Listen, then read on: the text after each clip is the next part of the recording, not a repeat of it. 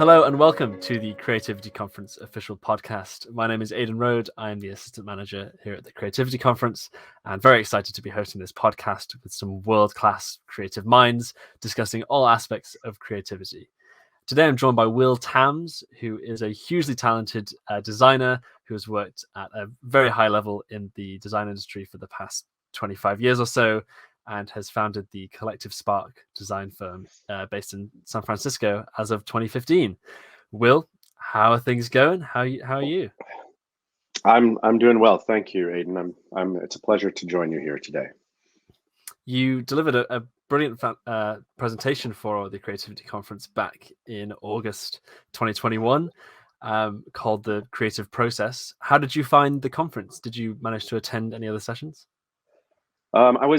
I was able to attend a few. I was actually traveling in Hawaii at the time, so I'm looking forward to catching up still on more of them. I like to take them, in bite-sized pieces, but I wasn't able to attend a lot because I was sort of maximizing my time around the presentation. But yeah, really enjoyed the conference. I attended it the first year and spoke this past year, and both times were just phenomenal experiences. Very unlike most conferences. Yes, yeah, it's very unique. And your session, as I said, was called The Creative Process, which was also incidentally the name of your sort of self-designed degree at university. Can you explain a little bit more about how you tailor-made your own university course? Yeah, absolutely. So I went to an American university, Brown University, that allows you the opportunity, if you choose to design your own major.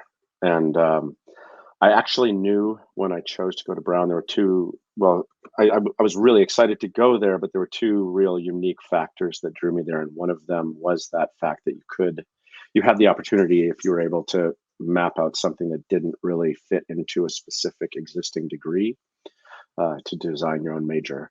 And the other factor of it was that Brown and the Rhode Island School of Design, which is an excellent art and design school, basically have neighboring campuses, and they allow cross-registration. So I was able to, through those two mechanisms, I was able to essentially custom design my entire educational experience across those 4 years, where I took all my academic courses at Brown, I took all of my art and design courses at RISD, and then I wrote a thesis on the creative process. That's what I proposed. And after a few rounds of revision, it's not a simple process to get approved, but I was able to get accepted to pursue that for my studies. And I wrote a thesis on the creative process, and I did a senior exhibition of drawings and paintings and a couple sculptures and photography, poetry, a really kind of collection of my own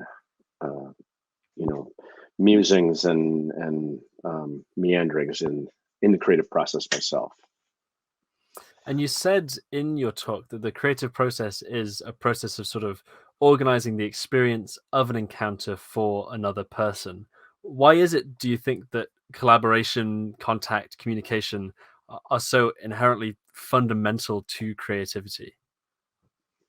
That's a fantastic question. You obviously did your homework. That was very well put. Yeah, that was where I landed, is that idea that the creative process, regardless of the medium, is that process of organizing experience of encounter for another person.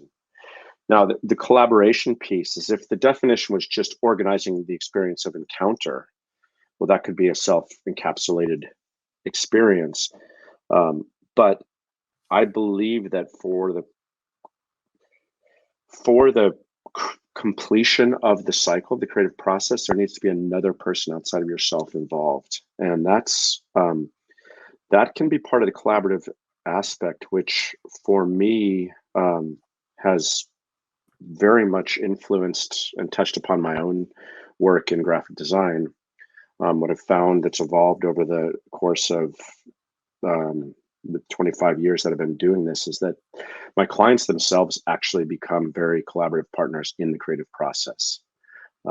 And it's not, I know that we've succeeded at the end of the process when what's been created is something that I couldn't have done by myself or by myself with my team. It has an integral piece of their knowledge of the company and their vision based on our conversations. Something usually happens in our conversations where I get an image as they're speaking, and then I share that image and they say, "Oh, that's crazy. I was just thinking about that yesterday," and da da da. And then we're off to the races. And then that's when I know that we're creating something unique.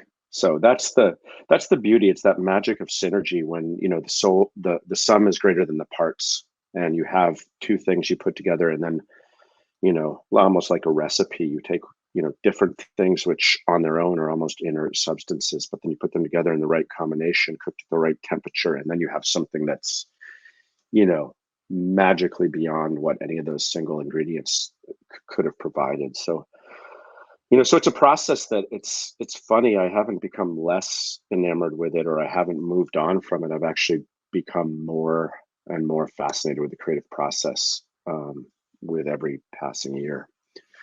And one thing that you mentioned in your talk that really fascinated me was that you said that there's always a part of our brains that is preceding ourselves in our own discovery and sort of pre-solving our own creative problems ahead of ourselves. It seems like being able to tap into that would be basically a creative superpower in real life. Yeah. Are there ways to do that? Can you elaborate on more of what that is in your research?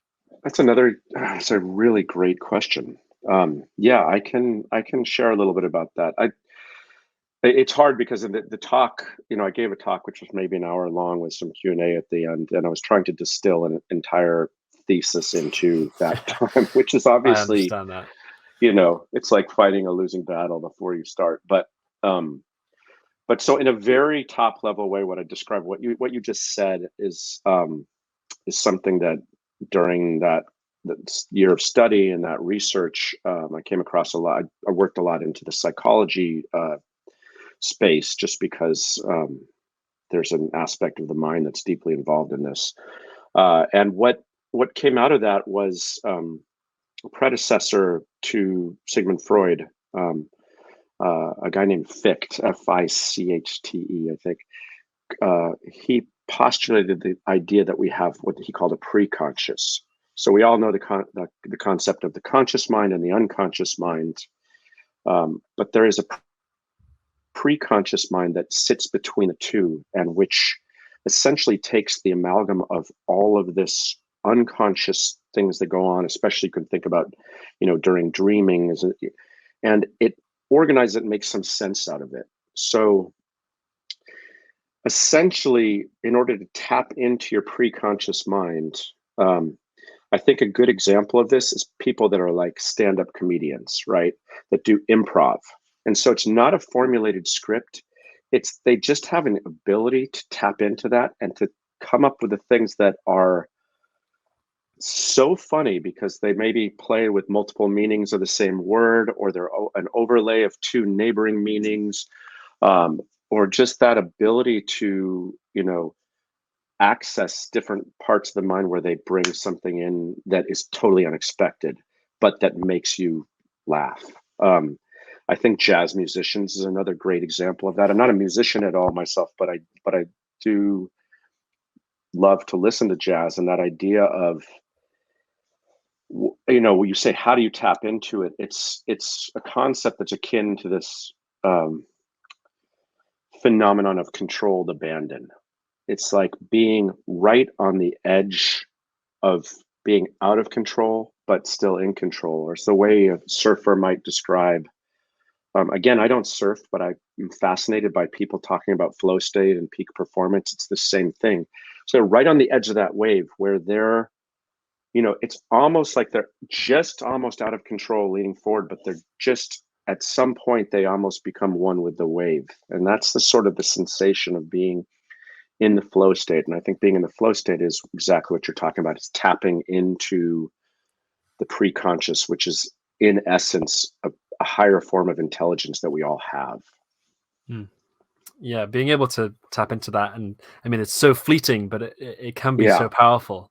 it's remarkable. And in a way, being able to hack that, it would just be an incredible way of doing everything.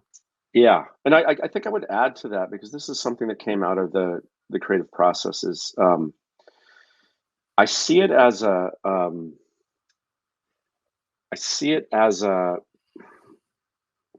unification of opposing forces that you could put in all sorts of different camps. But one of the simplest and most most tangible ways to think about it, I think, is that it's the unification of the adult and the child that's in everyone's personality. So there's a level of spontaneity and immediacy that a child has, and then there's also a level of of organization, editing, refining, that is more of an adult capacity. And I'm not suggesting that those two forces are both talking at the same time. There's a little bit of a dialogue and an oscillation that goes between the two. But I think an easy way to grasp that is the idea, what a lot of writers describe. And so there's one side that's just more free writing, getting the ideas on the page, spilling things out, and then coming back at a separate moment in time and doing the editing, which is much more of a sort of the adult mind, going through, cutting out passages, editing down, trying to, essentialize what's being said without being reductive. And so, Henry Moore, the sculptor, said this. He said the artist works with all of his personality, and I really believe that that's what he was talking about. What we're discussing right now is the same idea. He goes on to say something like, there's true that part of the mind is free and spontaneous, but there's also another part of the mind that keeps the artist from walking in two directions at the same time. And that's that idea where when you're the spark of inspiration and everything's happening like this, there's a time where you have to also slow down and go through what happened during that instant of inspiration that that Joyce and a lot of other great artists have described across time. Did you find that over the pandemic, working in lockdown, that you were creatively stifled or creatively enabled in certain ways? Did you find that this sort of being able to access this flow state was harder because you were isolated, or enabled in certain ways? That's for the third time I'm repeating myself, but that's another great question. I would honestly have to say both. There's something that I think has been difficult for all of us on multiple levels, about being, to whatever degree, cut off from parts of the world beyond our immediate family, or immediate friends or roommates, whoever, and for those that live alone, I mean, an incredibly isolating experience, especially in the beginning. For me, I think not having that feedback loop live has been difficult, and so it's forced me to adapt in a way to trying to take advantage of online mediums to be able to get feedback. And in some ways, once you do that, once you see that's out there, there are more ways to get feedback from a broader audience, obviously, than you can just in your local community. On a personal level, it's been incredibly. I recognize that for many people, it's been an incredibly difficult time, and I want to acknowledge that. But on a personal level, there's also been something that's been incredibly rewarding about having a bit of time and space and isolation to, for me to prototype a lot of different processes. I've been doing a lot of reading, listening to podcasts, listening to Audible, listening to a lot of research, and just using my own life as sort of a human prototype to see what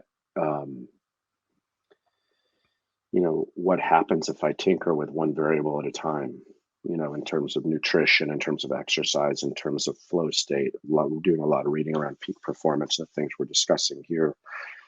So it's been really rewarding in that respect that I've had a bit more time and created more space to do that. Mm.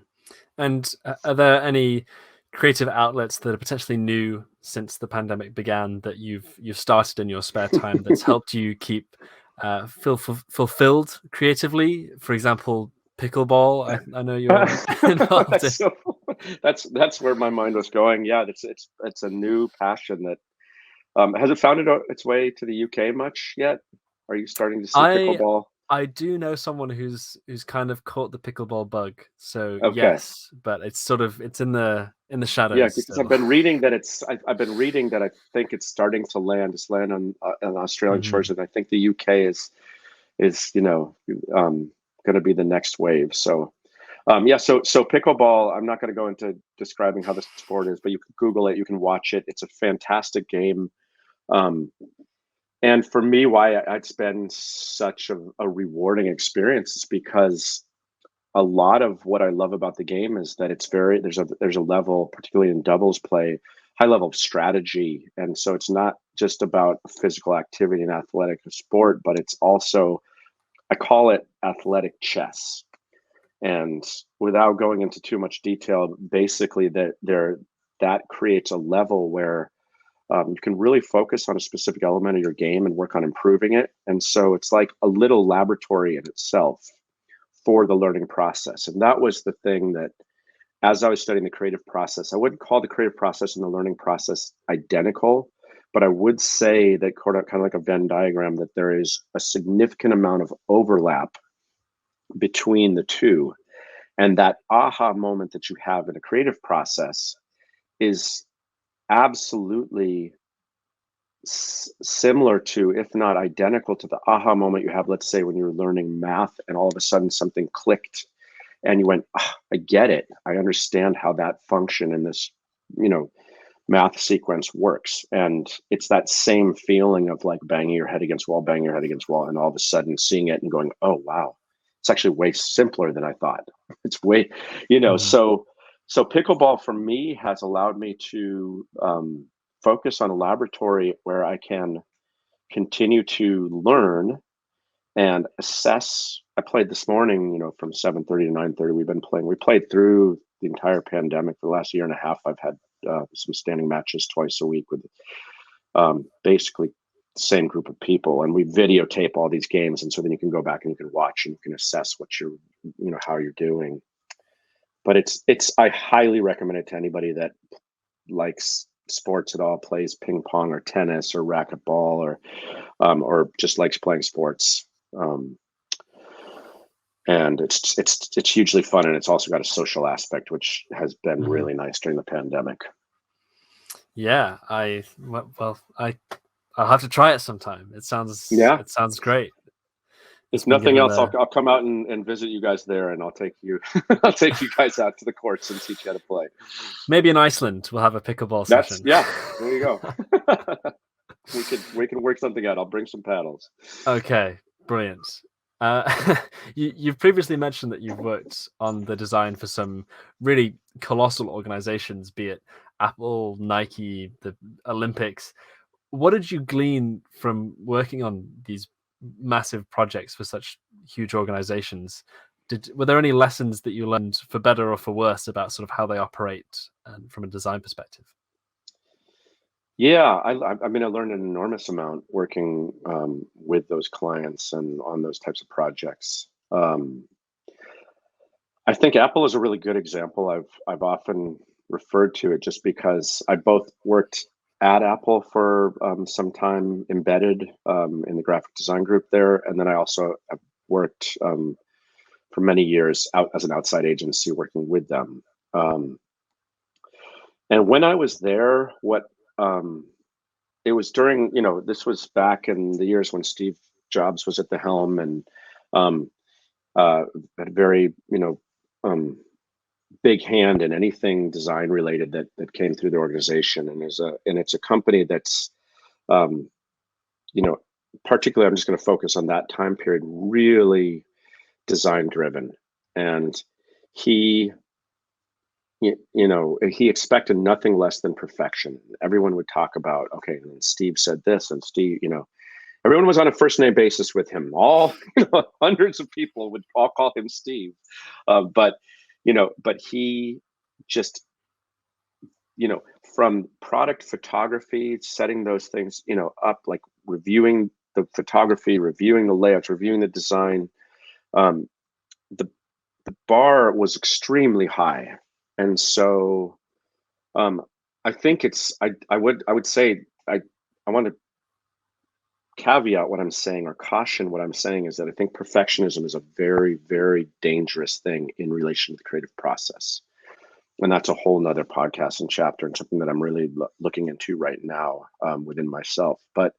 Um, but having that real respect for design, and having, the understanding that there is such thing as good design and bad design, or good design and great design. And I know we live in an era of, do it yourself, and everyone can jump online and build their own website. And I think that's wonderful. I think it's great, the democracy of design tools.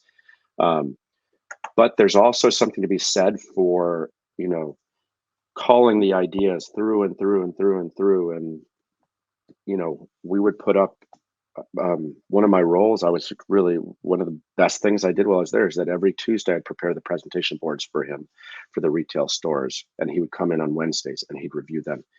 And most of the times so I was working with like these incredible designers, everyone's work, and photoshopping it into these spaces. And so I was breathing amazing design, and yet he'd still find a way to just no, no, no, no, no, no, no, or he picked one thing, and then that would go through revision and refinement, refinement, refinement. And what you see, the final product is so tight and so clean and so exactly essentialized that I really, really have a respect for that. It's the same way, to use another example, like an author who then just works their craft, or a poet who takes a poem and then works it down, down, down, down, till there's every single word is like a crystalline structure, that, crystalline piece in this structure that just breathes the meaning of that poem. And there's nothing inessential, there's nothing in excess, there's nothing ornamental. That's my field of thought around design, is that it's, nothing is about ornamentation or frill. It's everything is purposeful and essential. So I really took that from that experience. And the other thing is just understanding, seeing how these really large corporations and companies were able to leverage design and marketing and all of that to maximize their impact in essentially in selling stuff. And that's why, for the last 10 years now, I've really shifted my focus as much as possible to working with cause-driven, purpose-driven organizations that are, working for the environment, working to address climate change, working educationally, or social change, social justice. So there's no shortage of really important causes right now at this junction in time.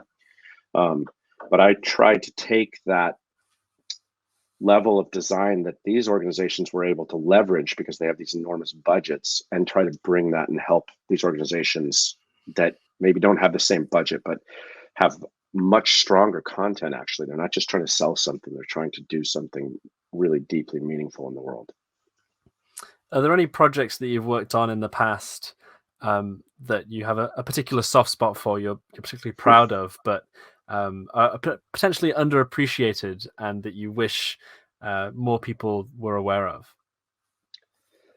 Yeah, there's a project I'm working on right now that I mentioned briefly. We have, through the creative community, we have, not every month, but we have these sort of gathering get-togethers where people just jump on a Zoom call and talk through stuff. And Maxim put out a call for people to present something they're working on. So I'm working on a project with Stanford University right now that I think I think it's really a very powerful. The potential of this project is enormous, and it's about a research grant that they wrote that was about the intersection of hope and action in relation to climate change, and specifically in relation to the coastal redwoods here in California, where I am. There are these beautiful, majestic, magnificent trees that are very near and dear to me.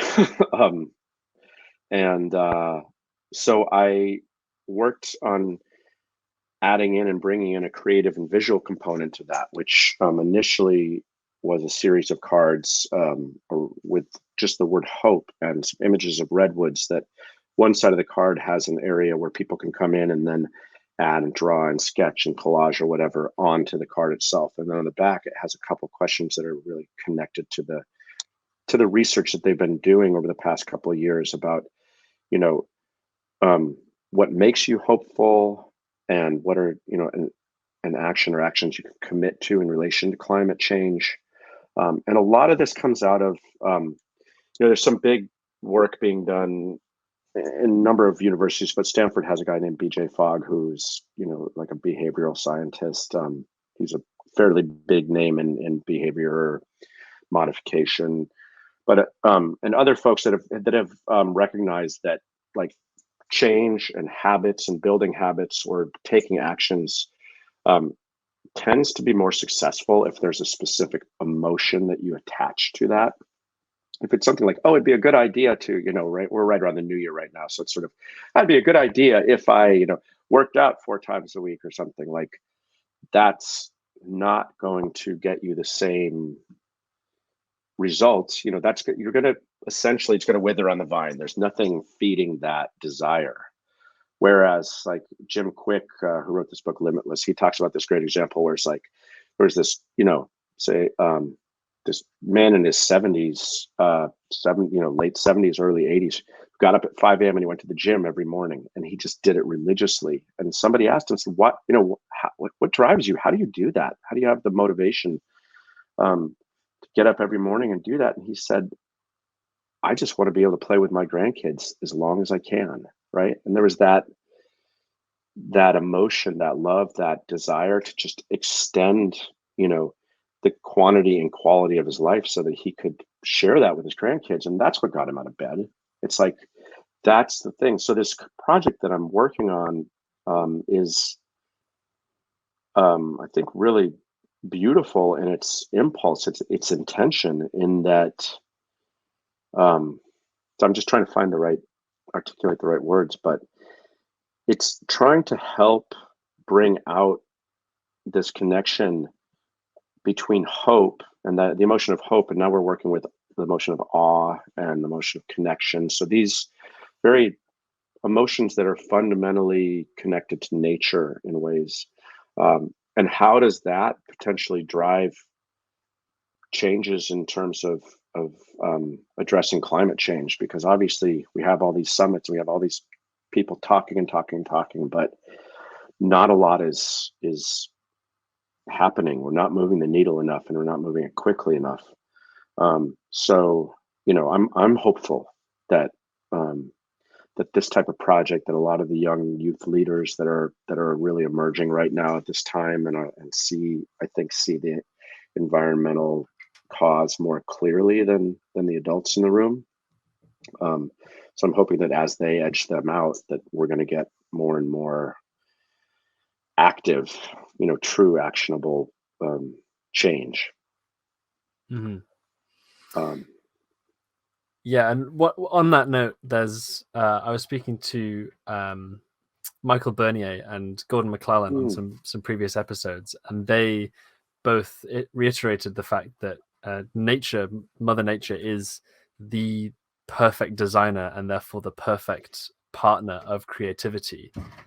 I absolutely agree with that. Yeah, I spent New Year's with my family up in the North Coast in the redwoods, and so I was biking and hiking and then sketching in the redwoods, and just that connection, I really was, hugely inspiring and in my own creative process, and I find that to be very true. And I think the way you put it, that nature is almost the ultimate designer. Yeah. From the spiral of a fern to, these fairy rings of mushroom growth. You could go on and on, but it's just look at a nautilus for 2 minutes, and it's so much more dramatically whichever one you picked up, it's incredibly more beautiful and functional than anything a human would devise in an entire lifetime. Yeah, the epitome of just of subtle genius, I think, is basically what Gordon was saying. It's just the intricacies are just fantastic. Yeah. We're pretty much running out of time. Already. It's flown by. This has been fantastic. There's one question that I've asked every guest at the end, which is fairly open-ended, and it's easy for me to ask, but it's as long as it's not related to karaoke, then we're fine. A bit of a difficult one to answer, but it is just, it's very open-ended. It's just, what does creativity mean to you as a creative? It's funny because you have an immediate instinctual response, and then you can have a more creativity. To me is I guess I'll go with what just came up as you said that. I would say that creativity is living